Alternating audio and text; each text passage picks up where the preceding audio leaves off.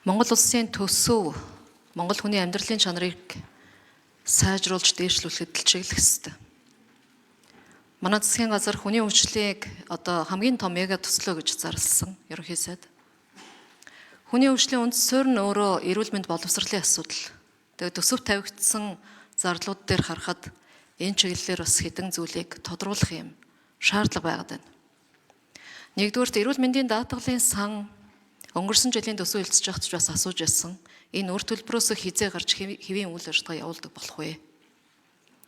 Өнөөдөр эрүүл мэндийн даатгалын сангаас болоод даатгалаар хөнгөлөлтөө үйлчилгээ авах ямар ч боломжгүй. Оожир дараалал үүсчихсэн.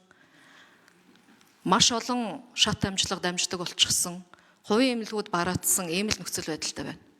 Тэгээ энэ үр төлбөрийн асуудлыг одоо хизээ эцэслэн дуусгаж энэ эмнэлгүүд нь одоо нэг гадна талдаа үр төлбөргүй даатгалын сангаасаа бүрэн санхүүждэг энэ тогтолцоо нь яг хэдэн одоо сараас эхэлж хэрэгжих юм бэ? 26 оны төсөв дээр энэ бүрэн туссан уу юу? Нэг. Хоёрдугаарт боловсролын асуудал дээр боловсролын сайд Наранбаяр сайдаас асуумаар байна. Сайд нийцэх байна. Орон нутагт бол сургуулийн хүрэлцээ Улаанбаатар шиг биш ээ гэж өчигдөр одоо төсвийн хүрээ ярьж байхад сайд хэлж байна л. Уучлаарай тийм биш. Өнөөдөр Улаанбаатар хотын энэ сургуулийн хүрэлцээгүй нэг анги танхимдаа 60-70-аараа сууж байгаа нөхцөл Эрдэнэт хотод ч байна. Эрдэнэтийн хүүхдүүдийг стандартын дагуу сургууль сургадаг болоход, суулгадаг болоход дахиад 8 сургууль хэрэгтэй. Гэтэл өнөөдөр энэ төлөвлөсөн одоо төсвийг харахаар эхэлсэн байгаа 2 сургуулийнхаа ажлыг л санхүүжилтийн зогсооцсон байх. Одоо яах юм тэгээд энэ үргэлжлүүлж дуусгахгүйгээр Аршаант болон Говьл багт байх хэвээр 250 хүүхдийн 2 сургууль төсөв нь байхгүй, үргэлжилж чадахгүй. Шин юм гуйгаагүй шүү дээ. Ядаж хуучин ажиллаа дуусгах гэж. Энэ яагаад хасагдсан юм бэ? Нэг тодорхой хариулт авмаар байна. Олон жил үргэлжилж байгаа хөрөнгө оруулалтын ажлууд 8-9 жил болж байгаа ажлууд 10 жил болж байгаа ажилч байна. Эрүүл мэндийн салбар, боловсролын салбар хоёрыг л би хүний хөгжлийн хувьд онцолж байгаагийн хувьд авч үзье. Энэ хоёр салбар дээр үргэлжлээд байгаа энэ одоо олон жилийн хөрөнгө оруулалт хийгдэхгүй байгаа асуудлууд хичнээн ажлууд байгаа юм бэ? Энийг эренбэлж гаргасан уу? Төслөн зогссон хичнээн ажил байгаа. Хичнээн компанитай холбоотой хэдэн тэрбумын асуудал байгаа. Энийг гаргаж өгч.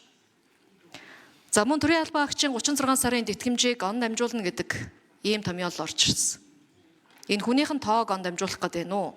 Авах ёстой төсөв мөнгийг хувааж тавих гэдэг нь. Сүүлийн асуудлын ахмадын тэтгэврийн асуудал дээр бас тодорхой өөрчлөлт энэ тэтгэврийн сангийн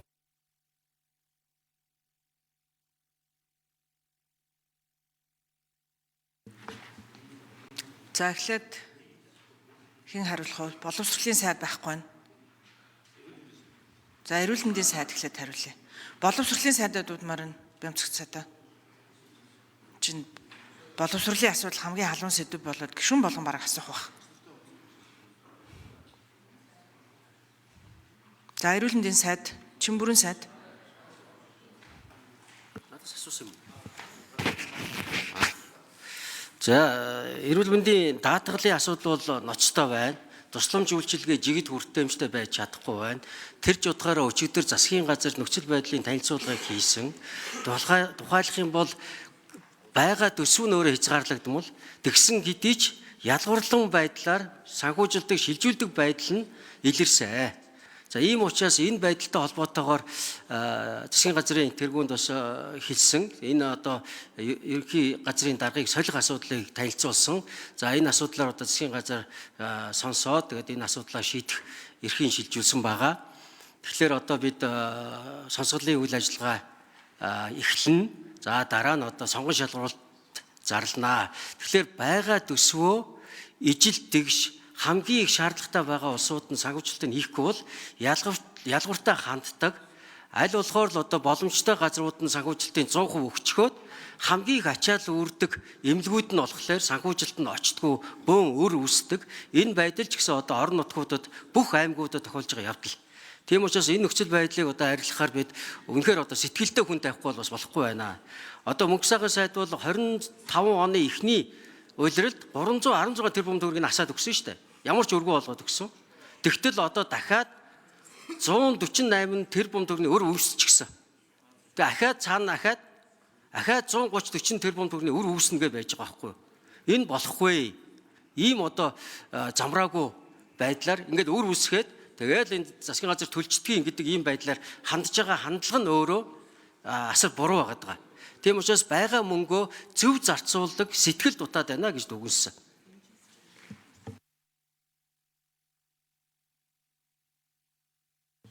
Боловсролын яамны төрийн нарийн байна уу? Ойрцсон. За. За Наранбаяр сайд.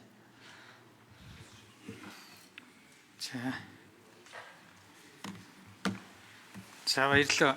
Одоо боловсролыг дэмжих жилийн хүрээнд бид хөрөнгө оруулалтуудыг нэмж байгаа. Тэгээд эрхэм гишүүн таныг бас боловсролыг дэмжиж үг хэлж байгаа талархал илэрхийлье. За Орхон аймагт хүн амын тооны өсөлтөд тооцоолсон төлөвлөлтөөр бол нийт 940 суудлын хүчин чадалтай 4 сургууль хэрэгцээтэй гэж гарсан. За үүний эхнээс нь шийдэхээр Азийн хөгжлийн банкны санхүүжилтээр бол бид 960 хүүхдийн хүчин чадалтай нэг сургуулийн төсвөл сургуулийн төлөвлөлтийг бол оруулсан байгаа. Би өөрөө Орхон аймагт очиж ажиллаж байхад бас энэ хүн амын нягтрал ихтэй болсон сургууль цэцэрлэгийн хүрэлцээ бол бага байгааг бол яг олж бид бас өөрсдөө очиж үзсэн байгаа. Тэгээ ер нь бол ийм байдлаар бид бас Азийн хөгжлийн банкны санхүүжилтээр ингээд барих юм бол энэ бол ер нь нэлээд дулаан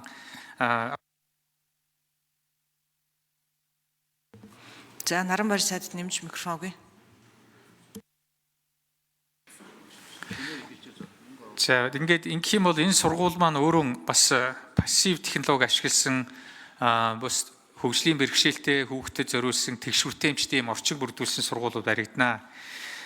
Дутуу оруулсан байгаа энэ хоёр сургуулийн асуудлыг бид мэдж байгаа. Энэ хүрээндээ ярилцаад ер нь бол энэ удаад бид нэг 198 төсөл хөтөлбөрийг ер нь гүйцэх, дуусгах ийм одоо санхүүжилтийн хүүсрийг тавьсан байгаа. За энэ дээрээ бол Орхон аймаг бол нэлээд өндөр одоо хэрэгцээтэй байгаа гэж үзэж байгаа учраас энэ юмд нь оруулаад ингээд явах боломжтой гэж харж байна. Баярлалаа.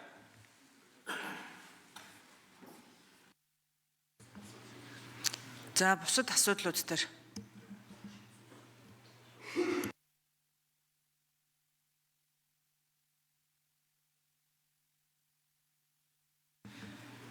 За Чавхлан сайд нэмж хариулах уу? Төрийн албан агчдын 36 сар ахмадын тэтгэврийн асуудал. Тийм. За, өрөндийн гишүүний асуултанд хариулъя. За, иргэдч тэр за ер нь одон тэтгэврт гарах насанд өгч байгаа төрийн албан агч нараас энийг нэлээд асууж байгаа. За, тэгэхээр энд санаа зовох зүйлгүй. Бид хөгжлийн төлөвлөгөөнд урсгал зардлаа 24% бариулаа гэдээ үүрэг авцсан байгаа. За тийм учраас маш их зардлууд одоо бид хэмнэх, зохицуулт хийх, за төр хойшлуулах ийм арга хэмжээнүүдийг авахаас өөр аргагүй. За харин энэ төрийн албан агч нарын нэг удаагийн одоо тэтгэврт гарахт нь өгдөг итгэмж хуулинд ямар ч өөрчлөлт ороогүй, оруулах төлөвлөгөөч байхгүй байгаа. Тийм учраас олох ёстой төр үүрэг нь ийм байгаа юм. За харин одоо их усрынхаа боломжинд тааруулаад эргэжил одоо 50%-ийг нь өгнө. За он дамжуулаад одоо үлдсэнийг нь өгөх. Ийм зохицуулт хийж байгаа. За энэ бол анх удаа хийж байгаа бас зохицуулт биш. Чавхлан сайдын микрофоныг нэмж өгье. Тийм анх удаа ингээд нэг цочром хийж байгаа зохицуулт биш. Өмнө нь зөндөл хийж исэн ийм зохицуулт. Тэгэхээр одоо хойдон тэтгэврт гарах сар улирлыг төсвийн ерөнхийлөгчийн загч нарын энийг тааруулж зохицуулах хэрэгтэй. 10, 11, 12 сар тэтгэврт гарч байгаа улсуудад одоо тал мөнгө аваад талын он гараад авч болно. За эсвэл тэтгэврт гарах улсуудыг одоо ажлын байрыг нь одоо үргэлжлүүлж 27 он руу шилжүүлэх гэх мэт. За мөн одоо оны эцэс рүү гардаг төсвийн ерөнхийлөгчийн загч нарын хэмнэлтийг төсөв дотроо зохицуулт хийгээд нэмж олгох гэх мэт маш олон ийм одоо хувилбар боломжууд байгаа. Тийм учраас эндээс бол айхтар тэгж хохирол бол гарахгүй гэдгийг одоо аль бие осоор хариуцлагатай хэлье. За тэтгэврүүдээр бол одоо өчигдөржингөө л одоо хэдүүлээ энийг тайлбарлалаа да. За бид эх жил одоо хуулийн дагуу нэмж байгаа том дүнтэй одоо цорын ганц санхүүжилт маань энэ байгаа. 6% гэдэг бол бас бага мөнгө биш. За өрөөнд ягшуу нэмж тодруулъя. Эрүүл мэндийн сайдаас тодорхой бас тодруулж асууя. Төсөв нь байгаад хариуцсан хүмүүс нь одоо хангалтгүй ажилласнаас эрүүл мэндийн даатгалын тогтолцоонд ийм гажуудал үүсчихжээ. Хүнээс олчгоор 26 онд эрүүл мэндийн даатгалын сантай холбоотой асуудал үүсэхгүй нэ гэж үзэж болох уу энэ байгаа мөнгөөр нэг. Хоёрдугаарт боловсролын сайд би таны оруулаад ирсэн төсөв дотор хасагдсан байгаа 2 сургуулийн одоо дутуу барилгыг хэлээд байгаа юм. Тэгээ боломжтой гэдэг хаа одоо хин нэмэх үү? Та төсөвтөө багтаасангүй шүү дээ. Гуравт нь энэ тэтгэврийн тогтолцоотой холбоотой асуудал дээр бол бид нар өнөөдөр хэдэн хувь нэмэх вэ гэдэг асуудлыг бол жил болгон яриад сууж юмаргүй байна. Тэтгэврийн сангийнхаа энэ менежмент удирдлага энэ хууль эрх зүйн орчныг засгийн газраас хизээ өргөн барьж хизээ өөрчлөх юм бэ. Улс төрчдийн шийдвэр гараад энэ сан чи ер нь дампуурдаг тогтолцоор орох гэдэг шүү дээ. Улс төрийн шийдвэр үндэслээд. Тэгэхээр энэ дээр ямар өөрчлөлт бодож байгаа юм бэ? Чимбүрэн сайд эхлээд хариулъя. Тэгэж ахлын сайд хариулах. За өөрөнтэй гişүнэ хүнээс солиод мэдээж бүх юм шийдэгдэхгүй шүү дээ. Тэгэхээр 26 онд бид бас энэ төсөвтэй холбоотой эрүүл мэндийн даатгалыг бэхжүүлэх, сайжруулах хөтөлбөр бас давхар өгсөн байна. Ингээд сангийн хамтагаа тохироод бид энэ даатгалын тогтолцоо цоорхоо шүүр шанах шиг болчиход байгаа энэ шүүр шанагны цоорхоогийн битүүлэх ажлыг 26 онд хийнэ. Мөнгө хүрэхгүй хангалттай биш. Тэгвэл ядаж хулгаалдаггүй цоорхоо нөхөр нь гойждгүй байвал энэ болчихно. Хүний манлайлал чухал, сэтгэл чухал. Би түрүү хэллээ 25 онд бол мөнгө дутаагүй. Бүхэл бүтэн 316 тэрбум төгрөг тэр үр төлөөгүй байсан бол энэ чинь хангалттай хүрэх гээд байгаа байхгүй юу? Тийм учраас энд бол гол нь сэтгэл дутаад байна. За хоёрт алагчлахгүй байх хэрэгтэй.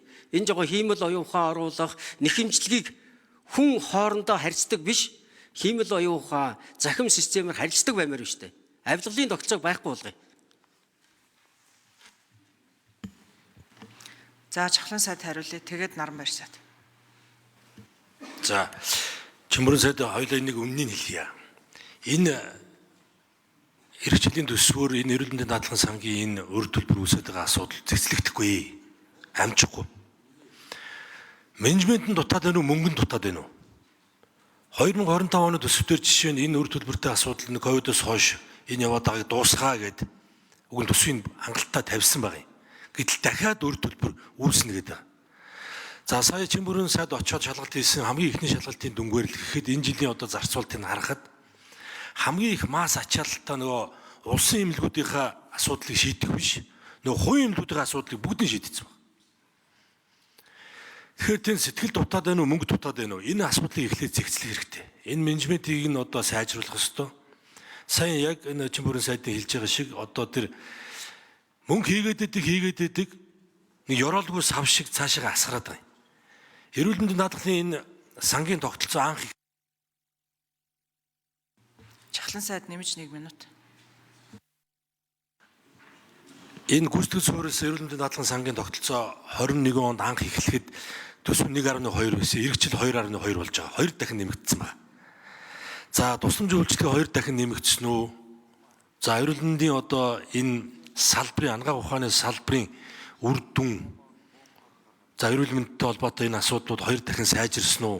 За энэ бүгдийг маш сайн одоо эргцүүлж харж энэ дээрээ одоо яг сангийн даатгалын яг сонгодог энэ тогтолцоогоо одоо эрс шинжил хийх ёстой гэдэг дээр одоо салбарын сайдтай одоо санал нийлсэн. За энэ рүү одоо бүх ажлуудаа чиглүүлээд явах ёстой. Наран байр сайд хариулъя. За түрүүн цаг тавчигдаад уучлаарай жоохон дутуу хариулчлаа.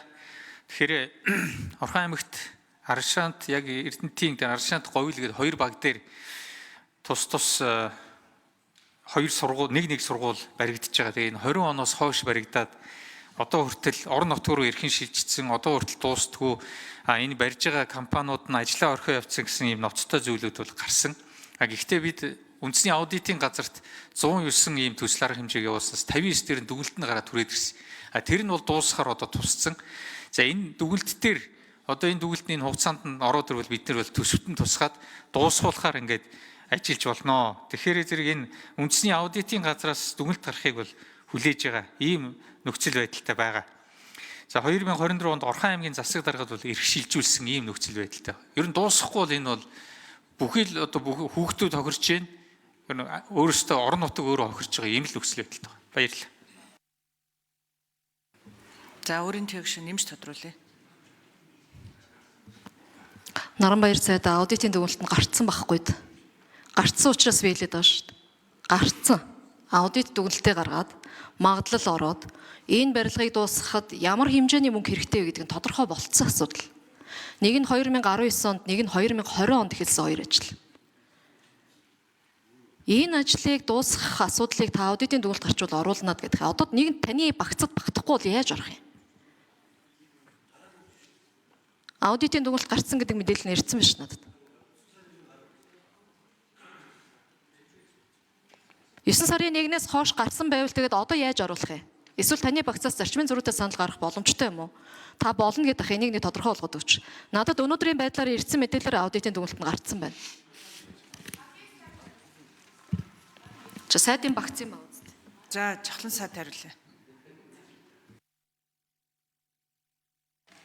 За өрн төгшний асуултанд хариулъя. Саяын таны яг нэр дурдсан тодорхой төсөл арга хэмжээний хувьд бол засгийн газар хугацаанд төсөө өргөн барих үед буюу 9 сарын 1-ээр үндэсний аудитын газраас одоо дүгнэлт ирээгүй учраас өргөн барьсан төсөвт бол багтаагүй. За одоо энэ төсвийн асуудал бол засгийн газрын гараас гарсан. Их хурлын мэдэлд ирсэн. Тийм учраас одоо бид нар энэ дээр коммент хийх ямар ч арга алгаа.